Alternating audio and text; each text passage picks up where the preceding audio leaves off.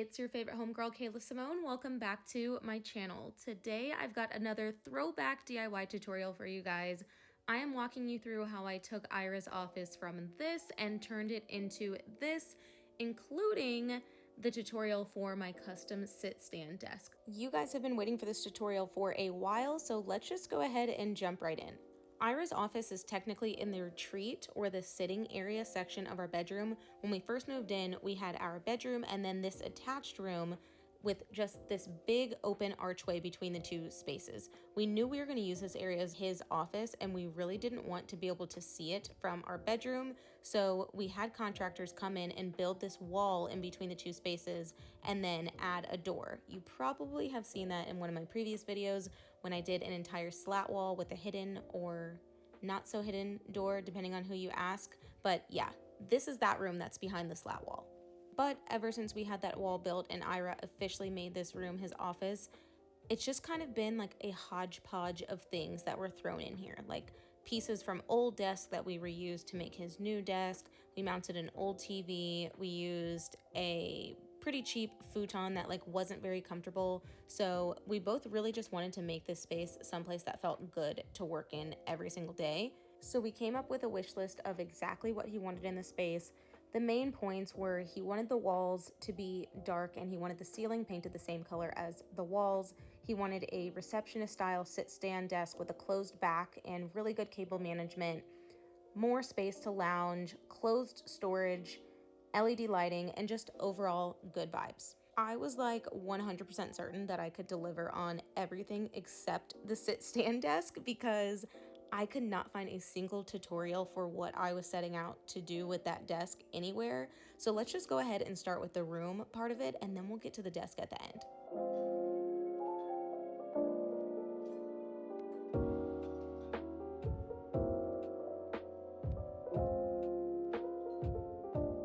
It took me forever to prep this room for paint because I figured I might as well just spray it since the walls and the ceiling and the trim and everything was going to be the same color. But honestly, for how it turned out, I feel like I would have rather just rolled it because I'm using the Wagner Flexio sprayer. I believe that's how you say it. And while it's a great sprayer, I didn't feel like it was going as fast as I wanted it to be for it to be a sprayer. We have textured walls, so it was just taking multiple passes of me having to spray the paint in order to get a nice, good, even coat on the walls. Whereas if I was using a roller, I could have easily just rolled on a thick roll of paint and been one and done.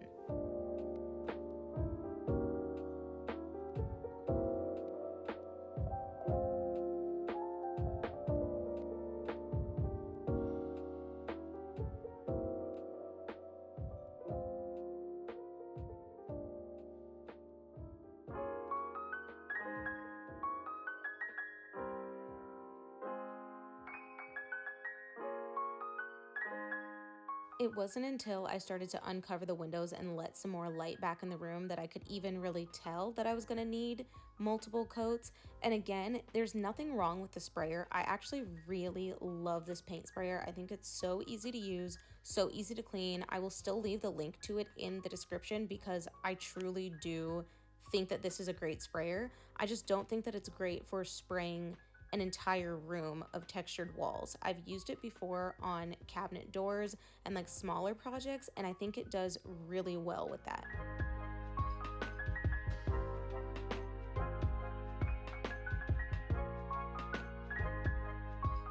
The paint color that I'm using here is called Sherwin-Williams Iron Ore.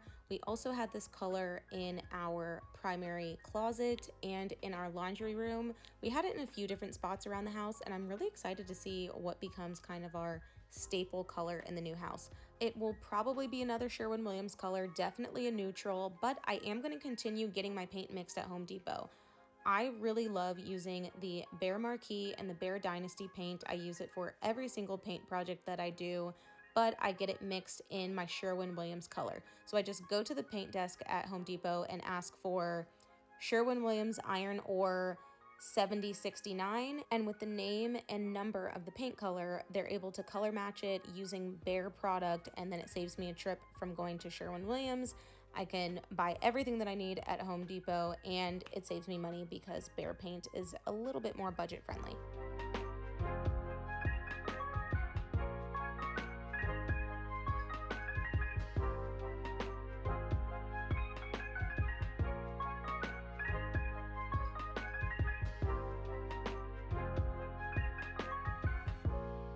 This little laser measuring tool is hands down my favorite DIY gadget that I own.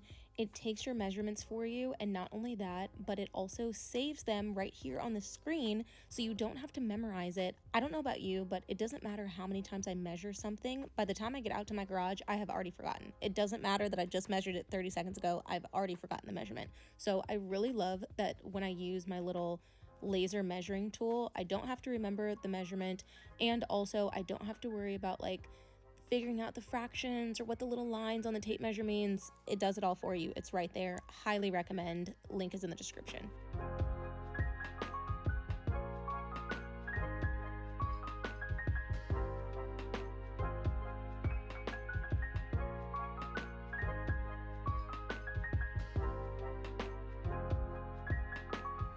I had a few spots in the baseboards where there was like kind of a larger gap and the baseboard wasn't sitting flush with the wall, so I just used this backer rod. It's like little tubes of foam that you can cut down to size, stick it in whatever gap or crack that you have, and then just caulk right over it. So that way you're not trying to fill the gap with caulk and just wasting a ton of it. It's not gonna work.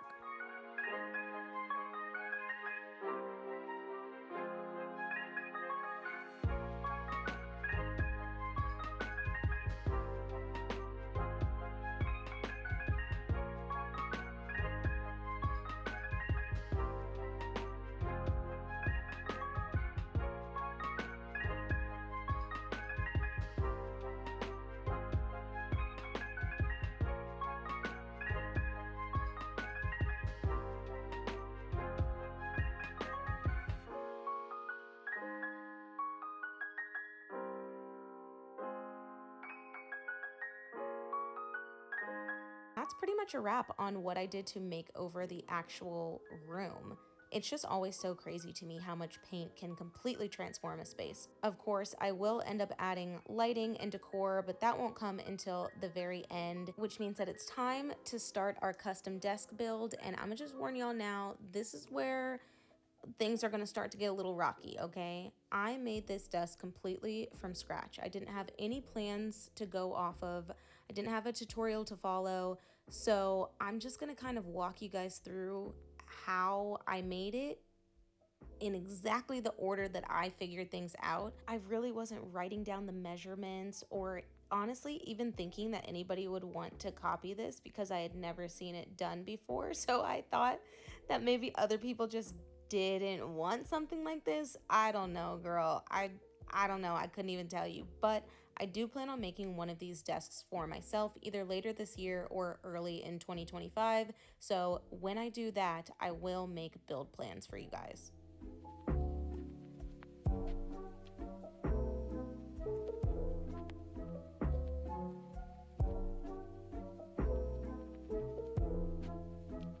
I started off the project at Home Depot, of course, getting supplies for the project. I bought 3 sheets of 3/4 inch birch plywood, and then I had 1 sheet of Luan, which is really, really thin plywood. I already had a sheet of that in my garage, so I didn't have to buy it. Then I used my circular saw and rip guide to cut down the plywood to be the desktop and the back outer frame of the desk. That will make a lot more sense later when you see how I built the inner piece that is going to move up and down with the desk, but this outer frame is what's stationary and blocks you from being able to see underneath the desk.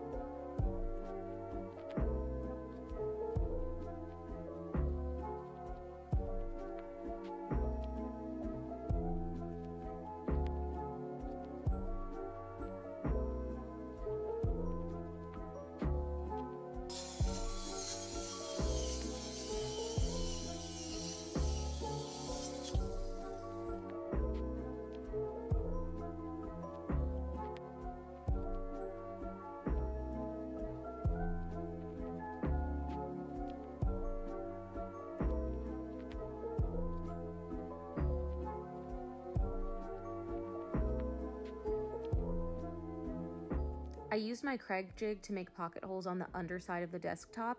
The pocket holes will allow me to join the two pieces together without you being able to see the screws.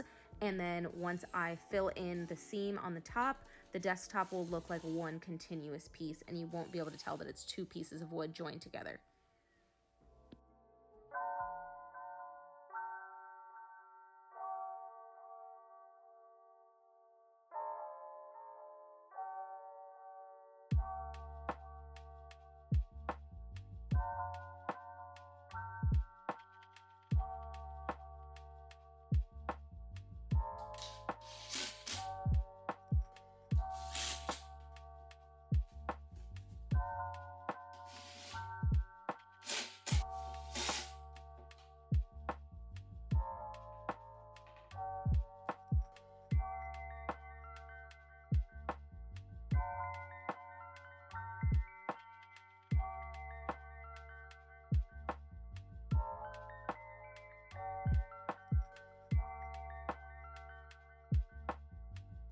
This desk frame that we bought on Amazon, I have it linked in the description for you, or you can scan that QR code on the top of your screen and it'll take you right to the link.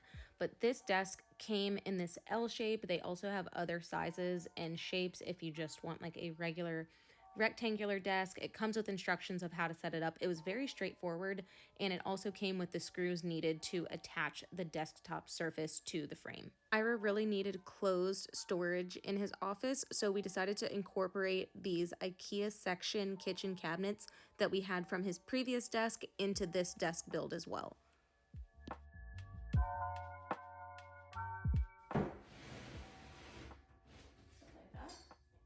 Like in line with the leg. I can't see where the leg is, because this leg is different, which is why I was telling you about this squaring it off. Yeah, that should be good.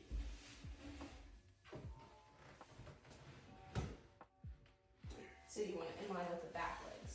Yeah. Well, I think that's fine, because then you have like the top that moves, right?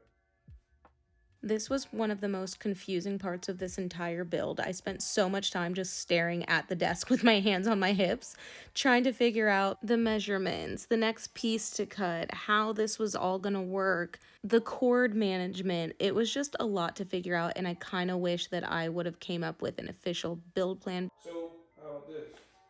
I think that these need toppers for when the dust is raised, anyways, and you can build your notch. You know what I mean? So I'm saying you can build your notch into the cabinets, and then it can be hidden with the top. So like when it fits in, there's a little gap for that notch to go. So you have the connection point of the top, the sides of the cabinet, all into the thing, or however you wanted to do that. I think I'd rather just cut a new piece that's the correct height, that's exactly to this tabletop height. Oh, yeah, okay. I can use this. This is 30 inches tall, and this is 28 inches wide. So I can just cut it down a little bit more, and I can use this for my piece that has to go here on the end, and my piece that has to go here. And those wouldn't be connected to the tabletop, it would just be connected to the back. Yes. Yeah. And then I have to cut a different, taller piece. That piece again will be taller. And then the next one. So what are you doing about the notch underneath the desk where the hardware is at? Or are you not doing anything with that? I wasn't planning on doing it. It's going to sit exactly where it is right now. Is that what you mean? Yes. Yeah, I was planning on keeping it this height. Like this is the sitting height. Okay. So you want to get your chair and test it? Sure.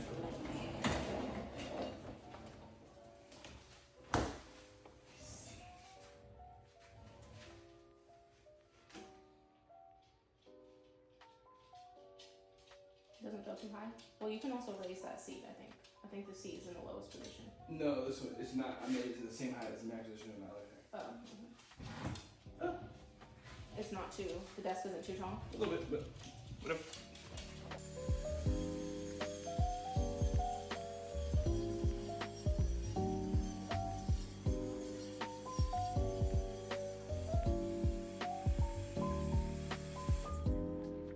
So after I cut down a new piece for the side and for the back of the desk, I joined them together using pocket holes again and also brad nails. I probably should have also used wood glue at this step, but I'm really glad I didn't because it's the only reason I was able to disassemble this desk and bring it with us when we moved.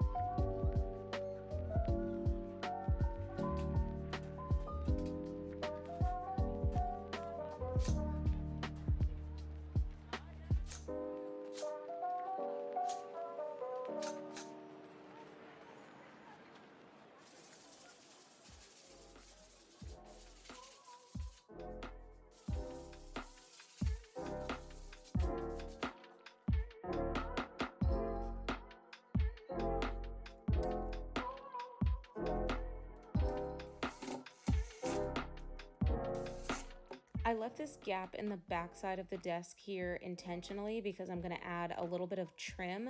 That was originally supposed to be a hinge piece that would allow Ira to stick his cords through that little gap, but somewhere along the line we ended up changing that plan, so I ended up having to go back and cut the back piece of the desk one more time so that it would be 3/4 of an inch shorter than the side so that I could add that stationary trim piece at the top. That will probably make more sense later when you guys see me get to that step, but right now I'm just notching out a section out of this baseboard. We decided not to add a real side panel to this side of the desk since it's going to be pushed up against the wall all the time. I'm just going to slide the back outer frame of the desk into this little hole that I've created, and that will keep it snug and in place.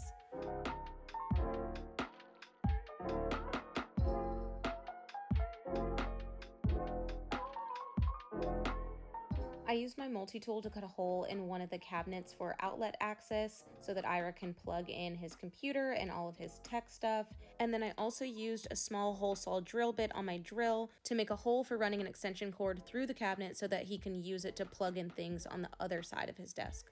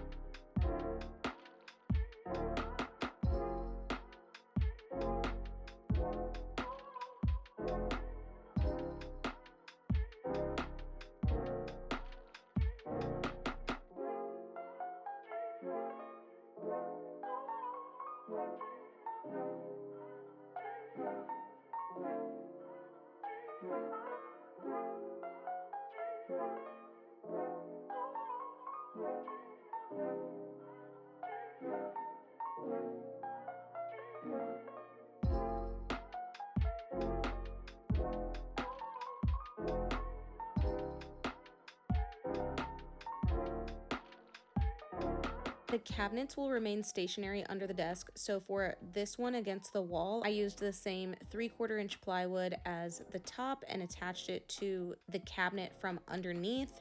And then for the cabinets that are underneath the desktop, I used my Luan because we didn't really have a lot of space to work with underneath the desk due to that bar that you see. The Luan though is super thin, and so it really didn't cause any issues. I didn't want the cords for the desk to get caught on anything as the desktop was moving up and down, so I stapled them to the underside of the desk, and then we'll do the same thing with all of the cords for his computer, monitor, speakers, all that stuff.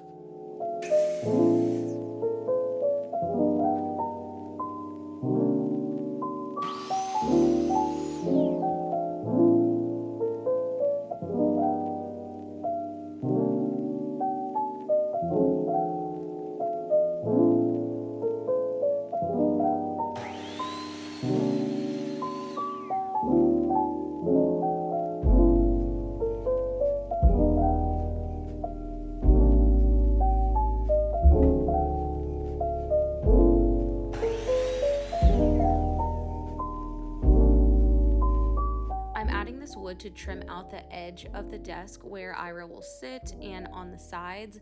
It just makes for a much more finished look, and I like that it makes the desktop look as if it's super thick, even though it's not.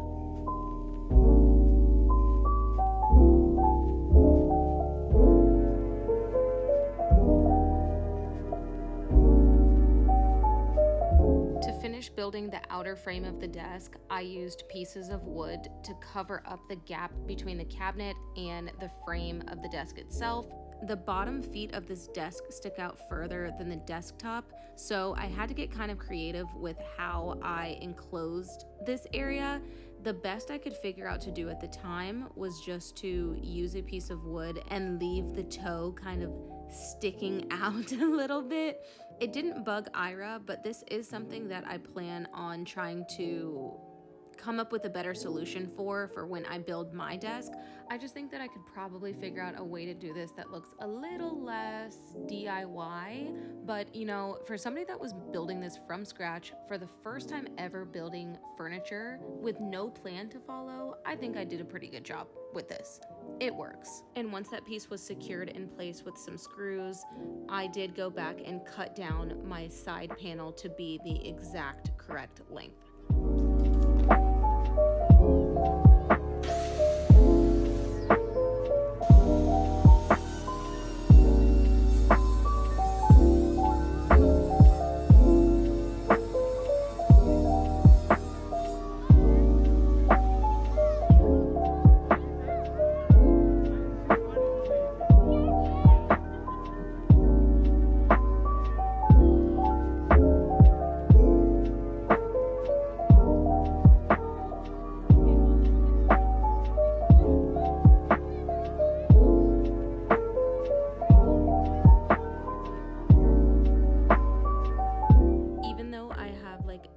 Concentration face going on right now because I'm trying to make sure that nothing is getting stuck on the desktop, that everything is working correctly. This was my first time making the desk move, and it's the first time that I actually kind of got to see this whole project coming together, and I was so excited that this was working exactly how I envisioned it in my head.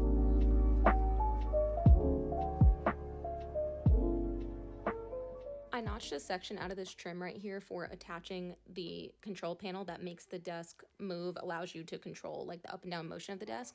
I do kind of wish that I had just cut a hole inside of this piece of trim instead of notching out this little U shape, because I think that would have just made the control panel look a little bit more built in, but either way, it still worked.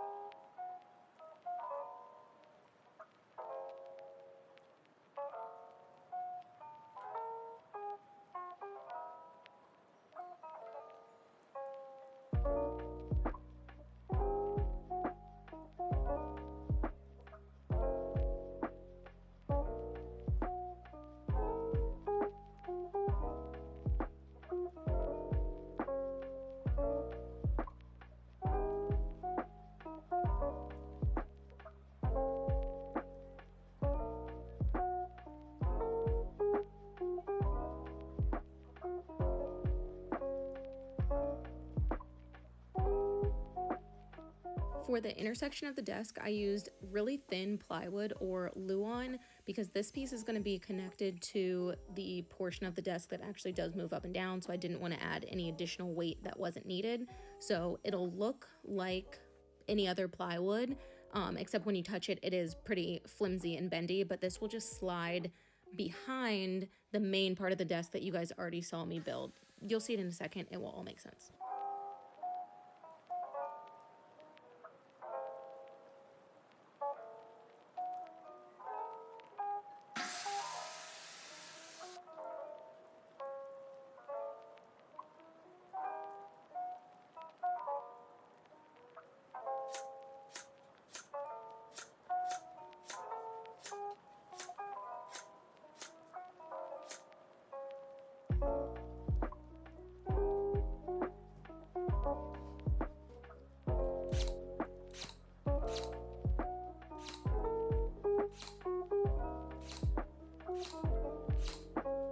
So the Luan is attached to the desktop with brad nails, but I could not figure out a great way to attach the corner of the two sheets of Luan to each other. So I just ended up using duct tape. It's like truly not the best solution, and I gotta come up with something better for next time. But I mean, it held the two pieces together the way it needed to, so.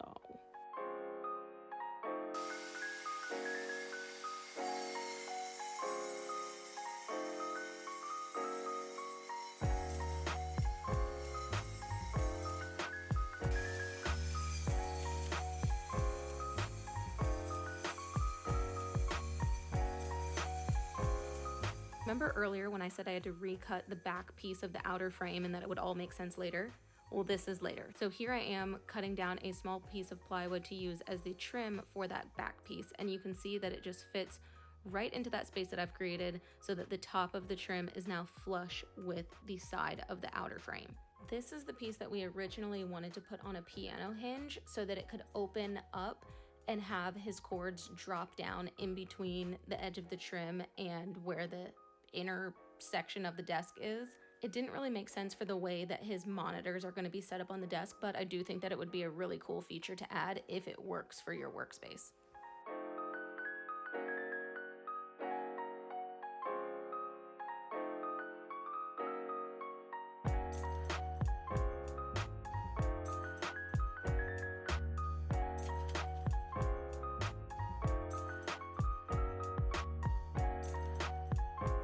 I'm really proud of how this turned out, considering I made this up completely from scratch. I did not have any plans that I was going off of. I think that this looks pretty good, but I think we can make it better. So let's not leave it at 95%. Let's finish up those finishing touches.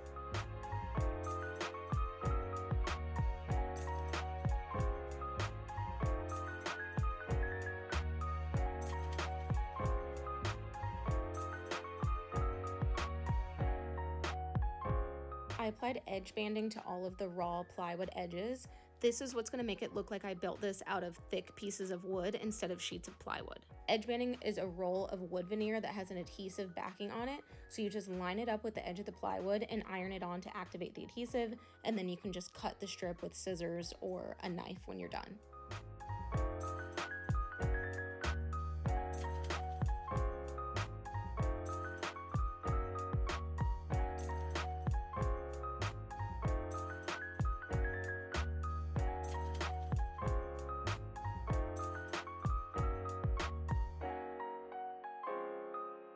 I used wood filler to fill in that seam where I joined the two pieces of the desktop together, and then sanded the entire thing down with 120 grit and then 220 grit sandpaper. I did not sand the Luan though because it's so thin, I didn't want to mess it up. Then I applied pre-stain wood conditioner to everything. I tried using water-based black stain on the outer framing of the desk, but it ended up looking super splotchy. So I switched to Minwax gel stain in black instead.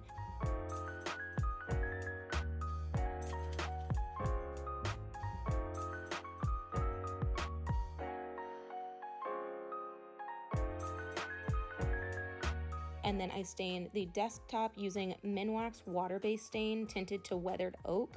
On the desktop, I applied 3 coats of poly to the entire thing and sanded with 220 grit sandpaper in between each coat, and that gave me a really nice, smooth to the touch finish. Now, just a little reminder of what this room looked like before.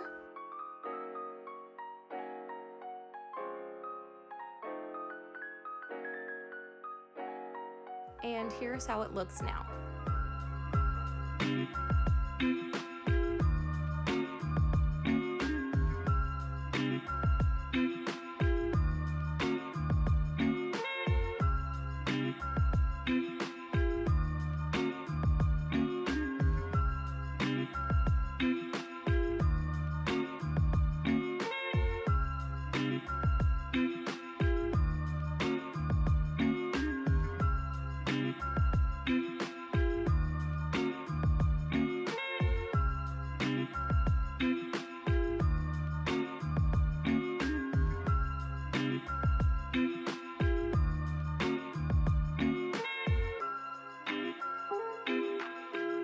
Thanks so much for tuning in to another one of my throwback tutorials.